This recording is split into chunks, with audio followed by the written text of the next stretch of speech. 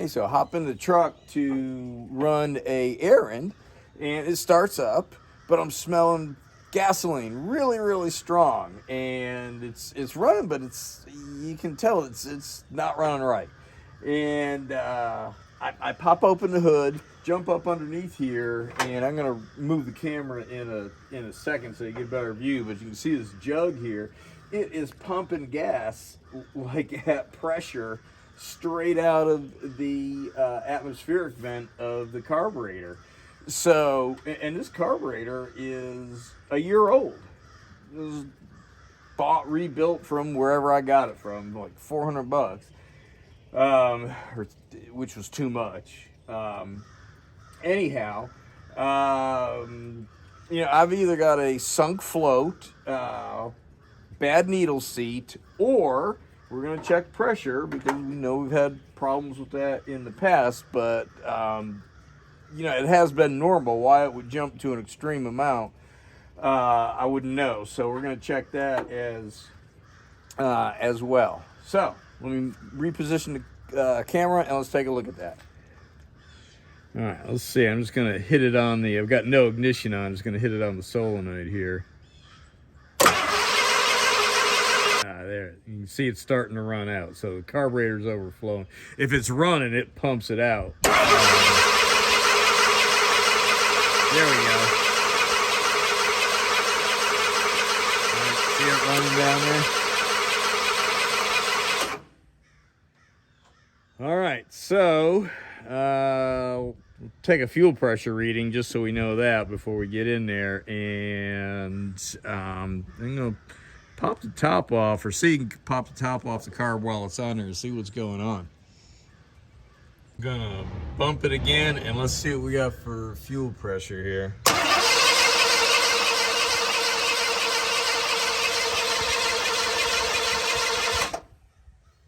6.5, so I mean that's fine. So let's go into it's still a little high, but yeah, it's all right. Let's go into carburetor. That's what it has been. So let's go into carburetor, see what's going on. Okay, I've got the linkage undone to the choke. You're gonna have to have that off to be able to lift the top of the carburetor up, so your choke will be open. That is dangerous when we're doing what we're doing here, because we could drop a screw down there. So put a rag, and then I've just loosened this one here. Let's see if I can get it. All right, and anytime you have any kind of situation like this, you want to use belt and suspenders. Belt and suspenders means, some redundant precautions. So, lift around any openings and cover the openings, and you'll avoid losing that. So let me finish getting this off, lift this up, and see what's going on. All right, all the screws are off. Let's go ahead. I'm gonna lift that rag off. Don't really need it right now, so lift this off and see what we have here.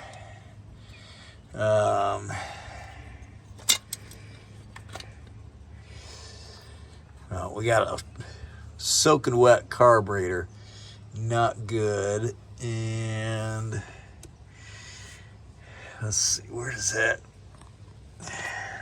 These are actually the vents right here, and then this vent went to your charcoal canister and all of that jazz, which I just don't have hooked up. So we have a working float, so yay. I wouldn't expect the float to suddenly go bad. So we've got a problem with this needle valve here, which with the design of this carburetor, I should be able to show the fault in action. So the float is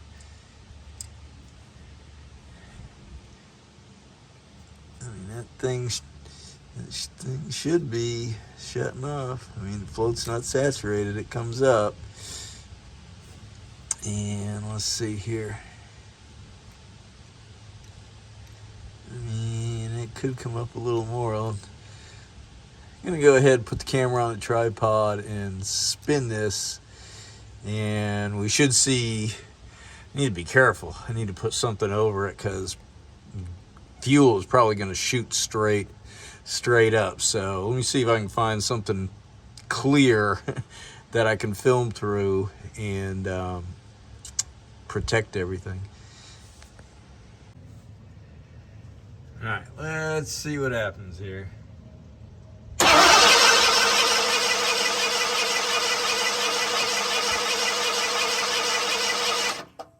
right, we see we got fuel just pouring in there, just blasting right past the needle valve, and we got a full bowl, so that float, you know, should be, yeah, we are all the way full, and we are blasting past that needle valve. So, and our float is coming all the way up, and we're blasting, you saw that, blasting right past the needle valve. So I'm going to pull this off and see what's going on in there. Okay, just to test the float, see it's floating around nice and happy. Of course, it's down on the weighted end from the tab here and stuff, but if I submerge it, it goes up. You know, if I try to sink it, you know, and it holding it on the end, it normally would be anchored in the carburetor. You can see it, you know, it's buoyantly floating. Take a look at the needle valve. All right, so if we take a look at that, you know, there's, and I look down on the carburetor, I don't see anything, you know, down in the seat, and that needle valve looks absolutely fine. This is like really unexpected. Can't find a smoking gun. I might adjust that float down a little bit, or I should have another needle valve and seat hanging around here, so we'll try that and see what happens. Definitely going to test it before putting the top on and run the same test I just did. Okay, so did a little cannibalization here just to make sure, because I know the float that I cannibalized out of this carburetor, which is the carburetor that came off of here. I switched it out last year because I just wanted a functioning choke, and I kept having problems with it, leaking past the power valve down here. So anyhow, this is the new, whoa. Whoa.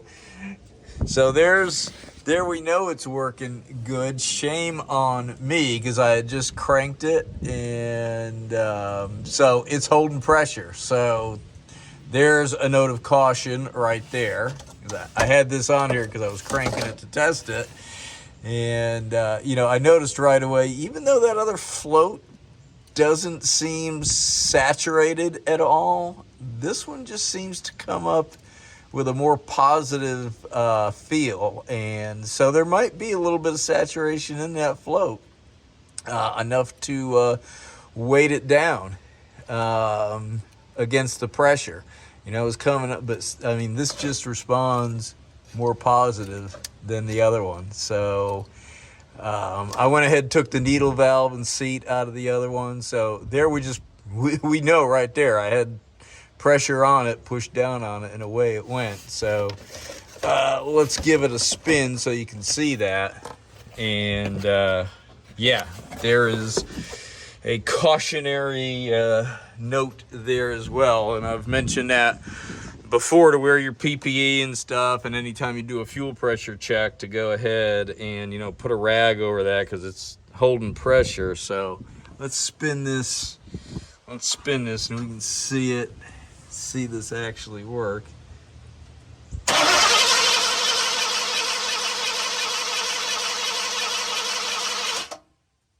So we see it is holding fast against that. So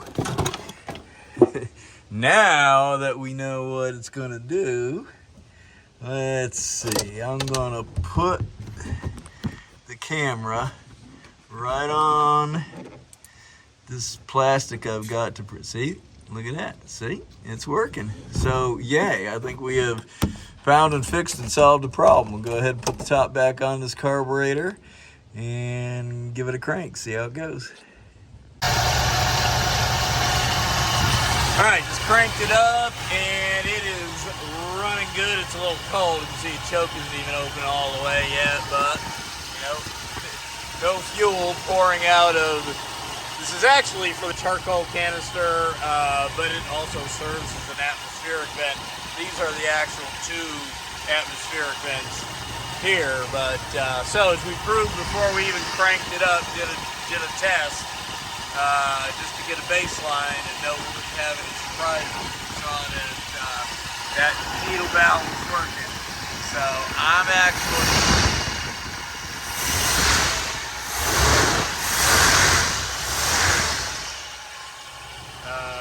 you hear a little bit of noise. That the pulley, I need to replace that idler pulley bearing in there.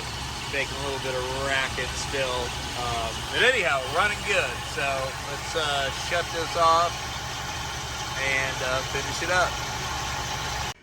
All right, so did a little bit more examination of this float, and you can see there's all these blisters on here. So I'm glad I did change the float and the needle valve and seat, and I really wasn't suspecting the needle valve because it just looks so darn good. So let's see if this will still show up. Yep, look at that. I'm squeezing on it and fuel's coming out of these. I'm squeezing on that big blister and look at that. Fuel's coming out of there.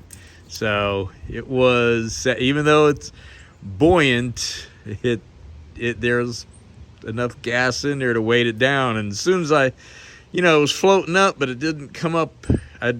By comparison, it didn't like spring up. Whoops, sorry about that. It didn't spring up the way the other one did. It would, it came up, but that one that's in there now, it was boing when it came up. And so here you go. And in all the years I've been doing this, which is a lot, like 50, this is the first float of this type. And this is what came in the remanned carburetor. It was rebuilt up and bought it. I must have got it through Rock Auto, and I think it came from Canada. But look at that. With the metal ones, you can find this problem shows up real quick. But I've never, ever, ever had a bad float, at least not an original one. And this is not an original float. This is the replacement float. The original float is back in that carburetor. So there you have it. And, since this was a most likely replacement float that was in that remanned carb that I have on here, it's almost certain that, because it doesn't have any Motorcraft, Ford, any kind of, there is something barely legible up on top here, part number, or maybe it's underneath, like F86 96, something like that. And I wish I checked the original float, the 30 something, the 1983 float before I put it back in. I'll bet you it says Motorcraft, Ford, there's some kind of something on it. But anyhow, this is probably from China, and that just goes to show you it lasted a year, no problems for a year, then all of a sudden it starts doing this. So man,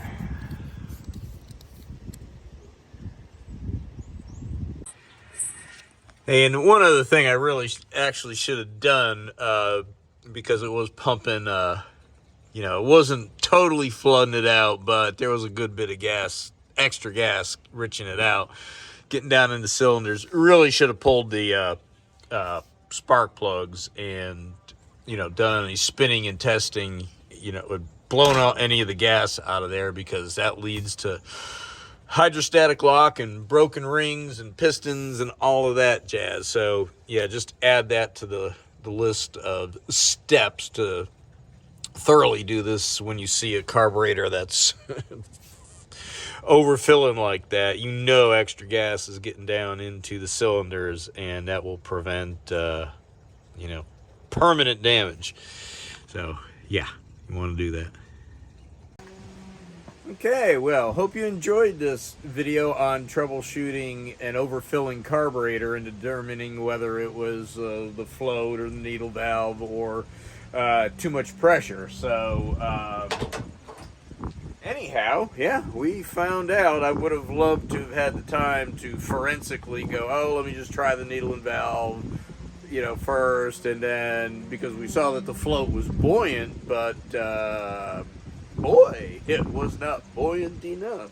So I just went ahead and replaced both of them at the same time. Sometimes you just need to get it fixed. So you know, if you enjoyed this video, found it helpful, useful, entertaining, go ahead and please press down on that like button, which will press down on your needle valve and seat, and float me some comments, and please share, like, subscribe, comment, share. You know the drill, and I'll see you on the next one. Thank you.